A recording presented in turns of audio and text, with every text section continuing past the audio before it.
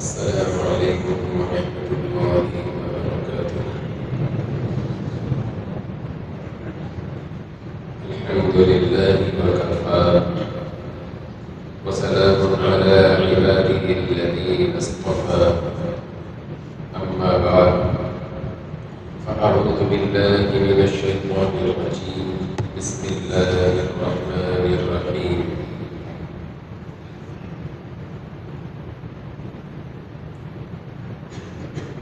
شهر رمضان الذي أنزل فيه القرآن هدى للناس.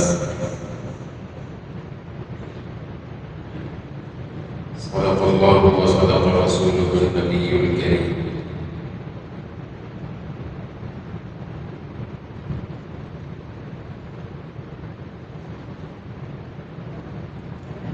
رمضان المبارک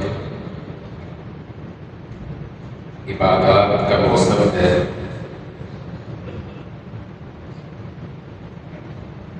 اور یہ عبادات کا انٹرنیشنل عالمی ایک اللہ تعالیٰ نے ایسا نظام بنایا ہے کہ جس میں مسلمان ایک دوسرے کو دیکھ کر قوت پاتا ہے، طاقت پاتا ہے. انسان اللہ نے اس کو متاثر کرنے والا بھی بنایا ہے، متاثر ہونے والا بھی بنایا ہے. جہاں طاقتور ماحول کا یہ سامنا کرتا ہے اس سے متاثر ہو جاتا ہے، اور جس ماحول میں یہ خود طاقتور ہوتا ہے یہ متاثر کرتا ہے. اور اس کے اندر اللہ نے خوشی، غم، بہادری، بزدلی، سخاوت، کنجوسی اس کے اندر یہ سب بات رکھی ہے، اور یہ متاثر کرتا ہے. اچھا، وہ متاثر کرنا کوئی ضروری نہیں کہ روحانیت کے بل بوتے پر ہو، مادیت کے بل بوتے پر بھی ایک آدمی لاکھوں لوگوں کو متاثر کرتا ہے. لیکن یہ روزہ ایک ایسی عبادت ہے. آج میں پڑھ رہا تھا کہ چونکہ عالمی سطح پر دنیا کے تمام مسلمان اس عبادت کو بیک وقت کر رہے ہوتے ہیں ایک آدھ دن کے فرق سے، تو اس کی برکت سے یہ روزہ ایک ایسی عبادت اللہ نے ابھی تک رکھی ہے جو ہر قسم کی بدعت سے محفوظ ہے. ایک ہی وقت میں ایک جیسے سحری ہوتی ہے اور ایک جیسی افطاری ہوتی ہے، کوئی ملاوٹ نہیں. اور اس کے ملاوٹ نہ ہونے کی ایک بڑی وجہ آپ کو علم ہے اس بات کا کہ قرآن آج تک محفوظ کیوں ہے؟ کہ ہر زمانے میں اللہ نے یہ انتظام کیا کہ لاکھوں نہیں کروڑوں لوگوں کو، ان کی صلاحیتوں کو، ان کے دماغوں کو اس قرآن کی خدمت پر لگایا ہے. وہ دنیا و ما فیہا سے بے خبر ہو کر ایک دیوانہ وار، مستانہ وار، عشق و محبت میں سرشار ہو کر اس قرآن میں مگن رہتے ہیں. دنیا میں ٹھنڈی ہوا چلے یا گرم، دھوپ ہو یا چھاؤں، دن ہو یا رات، اقتدار کی دھوپ اور چھاؤں میں جو کچھ بھی جھول یہ آتے رہے اس کو کوئی پرواہ نہیں ہوتی. یہ اپنی مسجد کی چٹائی پہ بیٹھا ہوتا ہے اور خدا نے اس کو قرآن کی محبت اور عشق میں ڈوبا ہوا رکھا ہوا ہے. تو یہ قرآن جو آج تک محفوظ ہے یہ اللہ نے انسانوں کے ذریعے سے اس کو محفوظ کر رکھا ہے. اور پچھلی امتوں میں یہ کچھ نہیں ہوا۔ تو یہ جو مہینہ ہے یہ عبادات کا عالمی موسم ہے، یہ رمضان یہ روزے کا عالمی موسم ہے۔ یہ ایسا نہیں کہ صرف پاکستان میں رکھا جا رہا ہے یا ایشیا میں رکھا جا رہا ہے۔ جو اللہ کو ماننے والا شخص، ایمان والا شخص، وہ ایشیا میں ہے، یورپ میں ہے، افریقہ میں ہے، امریکہ میں ہے، دنیا کے کسی ملک میں ہے، اللہ جو ہمارے بھائی سمندر کی تہوں میں ہے وہاں بھی وہ روزہ رکھتے ہیں اور اللہ سے عشق اور محبت کا اظہار کرتے ہیں۔ یہ عبادات کا عالمی موسم ہے۔ اور قربان جائیے حضرت عمر رضی اللہ عنہ کی فراست پر کہ رات کو قیام اللیل جس کو حضور صلی اللہ علیہ وسلم نے پسند فرمایا، اس قیام اللیل کی اتنی خوبصورت شکل متعین فرماتی صحابہ کے اتفاق سے۔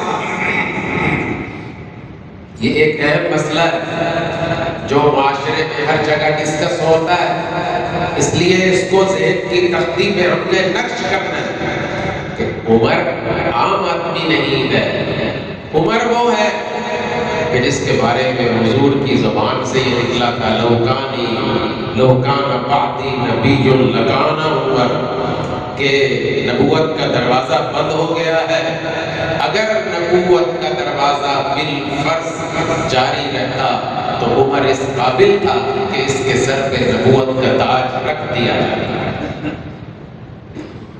اچھا اکیلے نہیں عمر، اس وقت کے تمام صحابہ کے اتفاق سے رمضان میں جو قیام اللیل ہے اس کی اجماعی شکل یہ تراویح کی نماز ہے۔ اچھا یہ بھی پوری امت میں، یہ بھی پوری امت میں، عرب سے لے کے عجم تک، ایشیا سے لے کے یورپ تک، مسجدوں سے لے کے گھروں تک، ہر جگہ قرآن ہی قرآن ہے، قیام اللیل ہے، اللہ کی رحمت کے فرشتے اتر رہے ہیں۔ دنیا میں انسان کو جو چیز محنت پر آمادہ کرتی ہے وہ کیا ہے؟ نفع، کہ مجھے نفع ملے گا، مجھے نفع ملے گا۔ ایک مزدور جو دھوپ میں، کڑکتی دھوپ میں سارا دن کام کرتا ہے، ایک شخص جو وقت پر آتا ہے اپنے آفس اور 8 گھنٹے کی جان گزل محنت کے بعد ٹوٹا ہوا 1 گھنٹے کا سفر کر کے گھر پہنچتا ہے، اور دنیا کی فوجیں جو میدان میں لڑتی ہیں، ایک سپاہی پوری دنیا میں ان کو ایک نفع نظر آتا ہے کہ ہمیں اس پر نفع ملے گا۔ دنیا کی قومیں محنت کرنے والوں کو اور مشقت اٹھانے والوں کو نفع پہنچاتی ہے، یہ مادی نفع ہے۔ اللہ تعالیٰ نے اس سے بڑھ کر بھی ایک نفع رکھا ہے، سبحان اللہ، اور وہ نفع وہ دنیا کے مادی نفعوں سے کہیں بڑھ کر ہے، اور اس کے بارے میں رسول اللہ صلی اللہ علیہ وسلم سے جو نفع کی باتیں بتائی گئی ہیں وہ یہ ہے کہ من صام رمضان ایمانا واحتسابا غفر له ما تقدم من ذنبه۔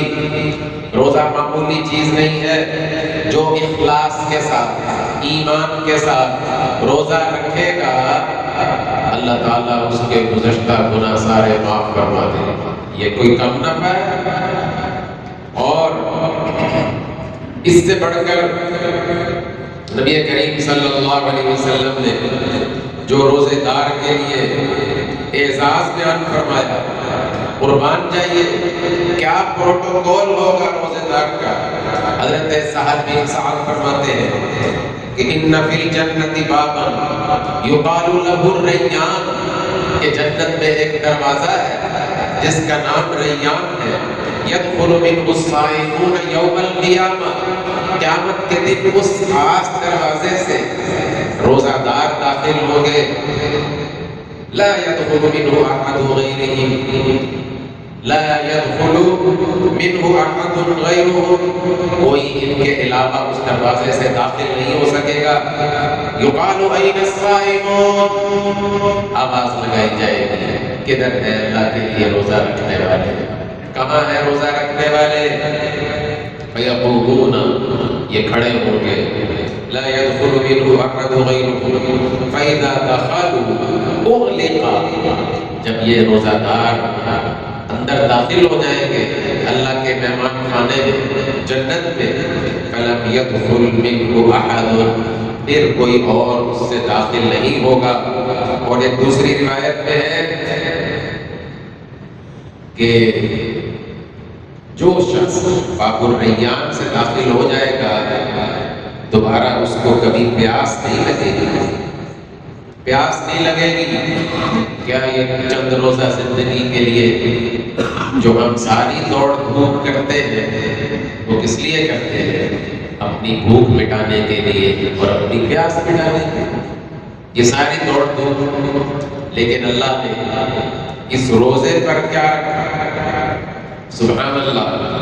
حضرت ابو ہریرہ فرماتے کل عمل ابن آدم یضاعف له الحسنۃ بعشر امثالها الى 700، کہ رمضان میں ابن آدم کا ہر عمل وہ 10 گنا سے لے کے 700 گنا تک بڑھا دیا جاتا ہے، سوائے روزے کے. روزہ اس میں شامل نہیں ہے 700 گنا تک. روزے کے بارے میں کیا ہے؟ اللہ تعالیٰ ارشاد فرماتے ہیں الا الصوم فانه لی، روزے کو چھوڑ دو، یہ تو خالص میرے لیے ہے، یہ تنہائی میں ہوتا ہے تب بھی میری محبت میں بھوکا پیاسا رہتا ہے، یہ اکیلا ہوتا ہے تب بھی میری محبت میں خواہشات پر اپنا کنٹرول اور ضبط رکھتا ہے. تو روزہ میرے لیے ہے، وَأَنَا أَجْزِي بِهِ، میرے پاس آنے دو، میں خود اس کا بدلہ دوں گا، کوئی ترازو نہیں لگے گا روزے کے لیے.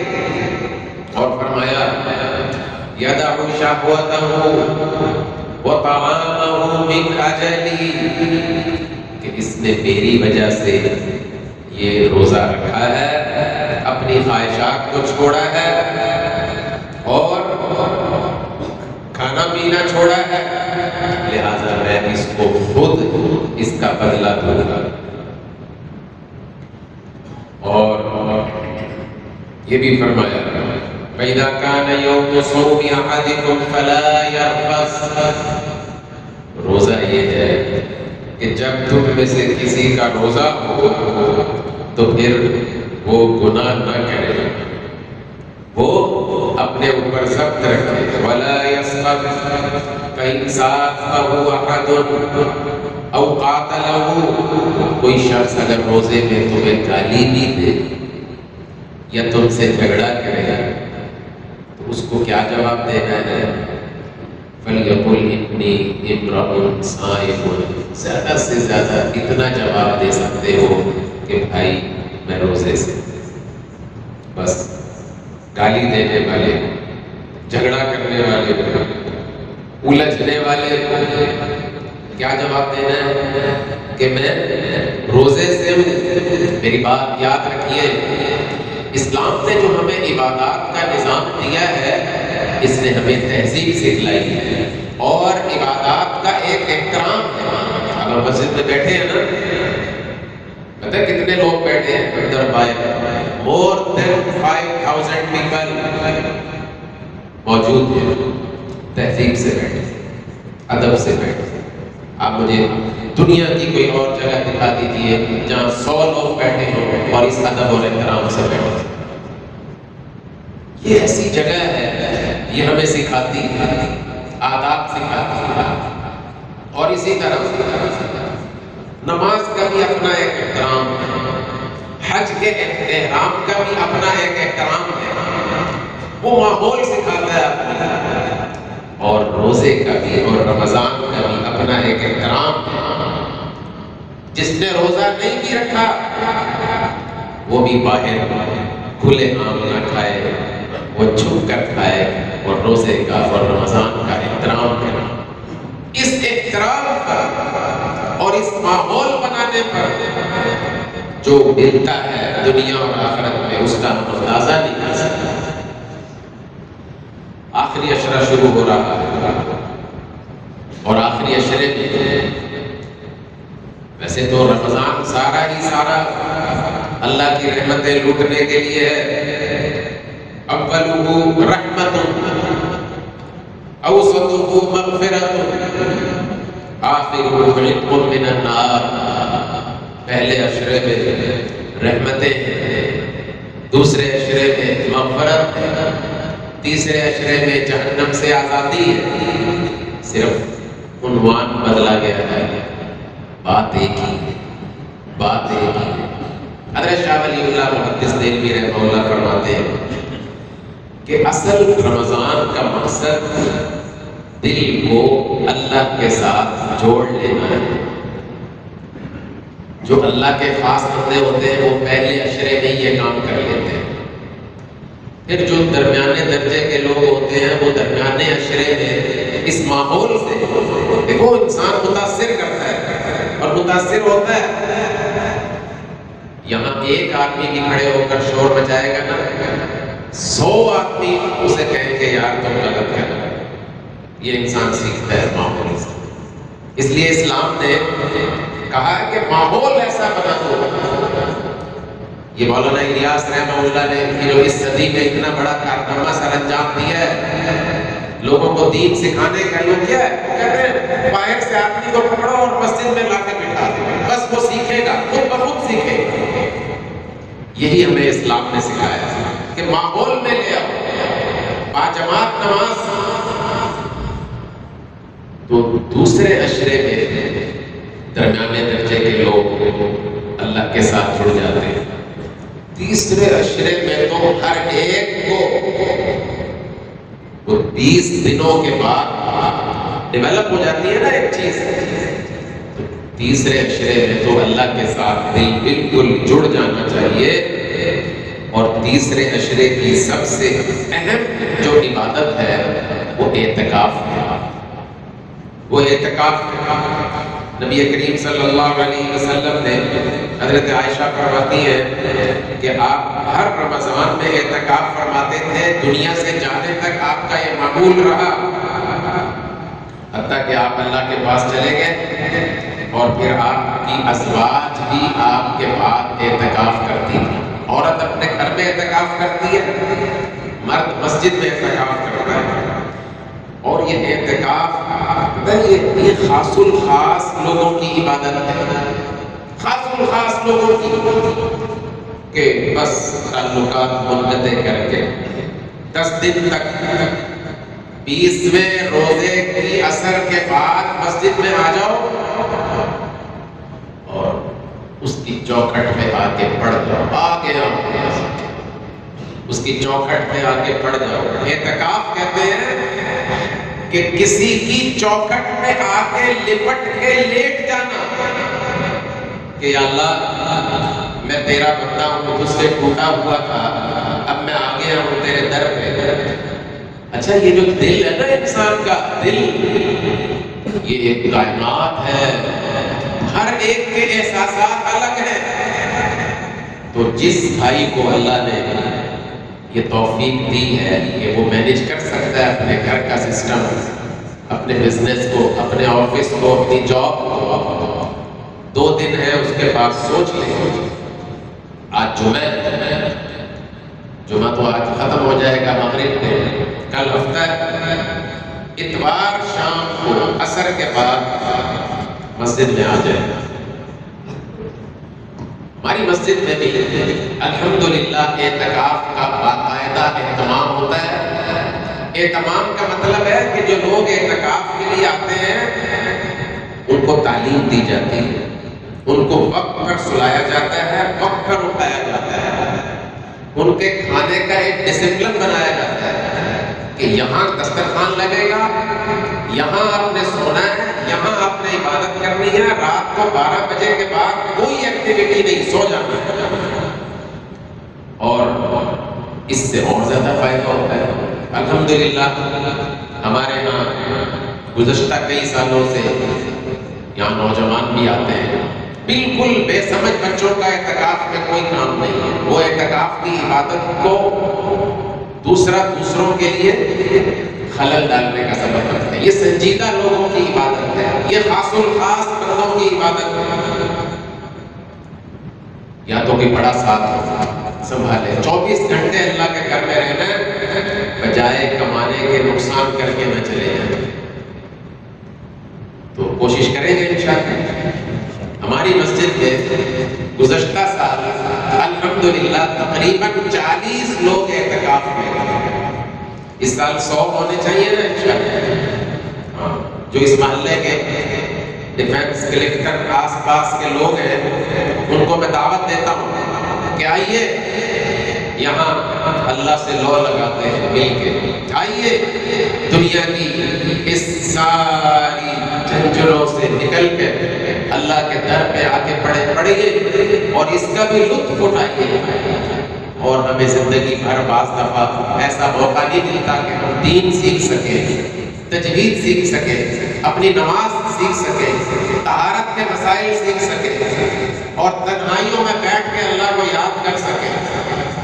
تو آئیے، یہ 10 دن یہ ہماری زندگی کے گولڈن ڈیز ہو سکتے ہیں کہ نہیں ہو سکتے؟ تو جو اپنے علاقوں میں بیٹھنا چاہیں اپنی مسجدوں میں وہ وہاں بیٹھے، تو اس کے لیے کوشش کریں گے انشاءاللہ۔ دیکھیں دل میں ارادہ کو سارے کر لیں، باقی توفیق کس نے دینی ہے؟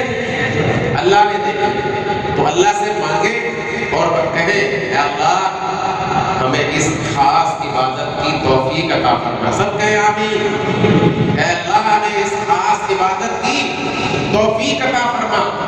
آمین۔ آپ بندہ کہیں اے اللہ ہمیں رمضان کی برکات نصیب فرما۔ کہ اللہ یہ رمضان بار بار ہماری زندگی میں آئے اور ہم سے راضی ہو کے جائے۔ وآخر دعوانا ان الحمد للہ رب العالمین۔